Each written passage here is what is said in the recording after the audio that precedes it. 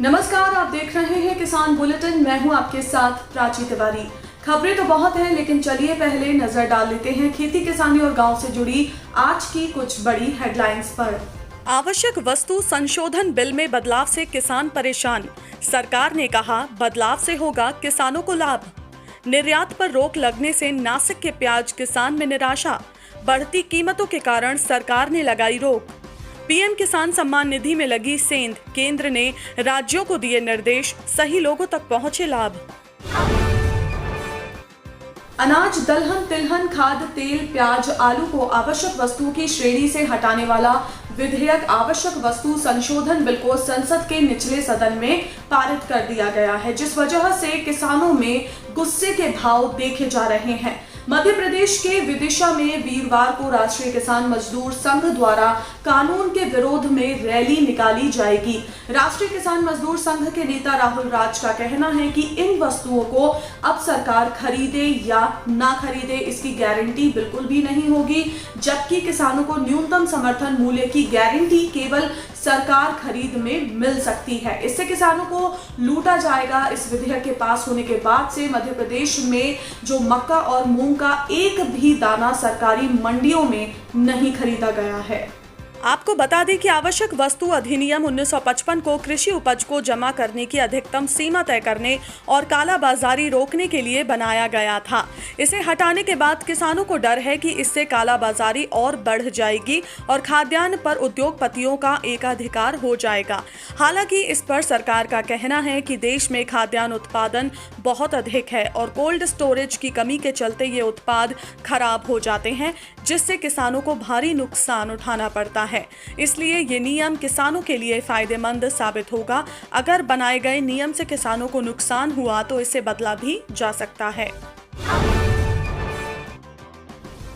महाराष्ट्र के नासिक के प्याज किसान इन दिनों परेशानी में है। पहले लॉकडाउन, फिर भारी बारिश के चलते प्याज की फसल बर्बाद हो गई है। अभी कुछ ही दिनों में किसानों को प्याज के दाम थोड़े ठीक मिलने शुरू हुए थे, लेकिन देश में आलू, प्याज और टमाटर के आसमान छूते दामों को देखते हुए सरकार ने इसके निर्यात पर रोक लगा दी है। बांग्लादेश, श्रीलंका, म्यांमार जैसे में जो प्याज का निर्यात होता था, वो भी अब बॉर्डर पर अटक गया है। वहीं दूसरी ओर किसानों का कहना है कि निर्यात रुकने से उन्हें काफी नुकसान उठाना पड़ रहा है। सरकार उन्हें निर्यात की अनुमति दे। उपभोक्ता मंत्रालय के मुताबिक दिल्ली में अभी आलू का खुदरा भाव 37 रुपए प्रति किलो, गुरुग्राम में 35 रुपए, शिमला में 45 रुपए, लुधियाना में 40 रुपए, मुंबई में 44 रुपए, पटना में 36 रुपए और कोलकाता में 32 रुपए प्रति किलो दर्ज किया गया है, जबकि प्याज के दाम 40 से 45 रुपए प्रति किलो तक पहुंच गए हैं। अक्सर किसानों की भलाई के लिए बनाई गई नीतियों में घोटाले सामने आते रहते हैं। ऐसा ही एक मामला तमिलनाडु में पीएम किसान सम्मान निधि में सामने आया, जहां पर कुछ कर्मचारियों ने फर्जीवाड़ा कर इस निधि से करीब 110 करोड़ रुपए ऑनलाइन निकाल लिए। तमिलनाडु की जो क्राइम ब्रांच सीआईडी है, इसने इस घोटाले को लेकर 10 मामले दर्ज कर 16 आरोपियों को हिरासत में ले भी लिया है। साथ ही जिन आईडी से पैसे निकाले गए थे, उन्हें निष्क्रिय कर दिया गया है और 47 करोड़ रुपए की रकम भी वसूल कर ली गई है। वहीं केंद्र सरकार ने निर्देश दिए हैं कि पीएम किसान सम्मान निधि स्कीम का लाभ सही लोगों तक पहुंचे। इसकी पूरी जिम्मेदारी राज्यों की है और उन्हें इसका पूरा ध्यान रखना होगा। आपको बता दें कि राज्य सरकारें अपने यहाँ के किसानों का डाटा वेरीफाई करके केंद्र को भेजती हैं। इसी के आधार पर केंद्र सरकार पैसा राज्यों के अकाउंट में भेजती है। राज्य सरकारों के अकाउंट से ही ये पैसा किसानों तक पहुँचता है। राजनीतिक गलियारों में पक्ष और विपक्ष में राजनीति जोरों पर चल रही है। हर कोई किसानों को अपने पक्ष में करने के लिए भूमिका बना रहा है।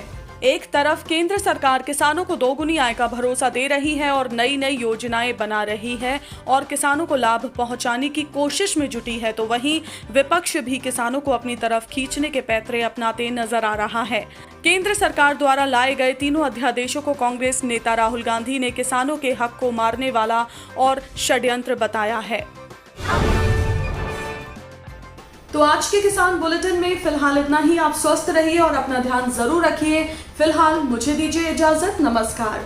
अगर आप चाहते हैं कि ग्रीन टीवी इसी तरह से किसानों को सशक्त करने के लिए कार्य करता रहे, तो आप भी इसमें अपना सहयोग दे सकते हैं।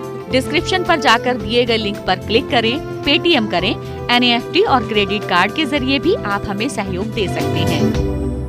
अगर आप हमारा ये वीडियो YouTube पर देख रहे हैं तो हमारे चैनल को सब्सक्राइब करें और अगर FB पर देख रहे हैं तो इसे लाइक करें और शेयर करें।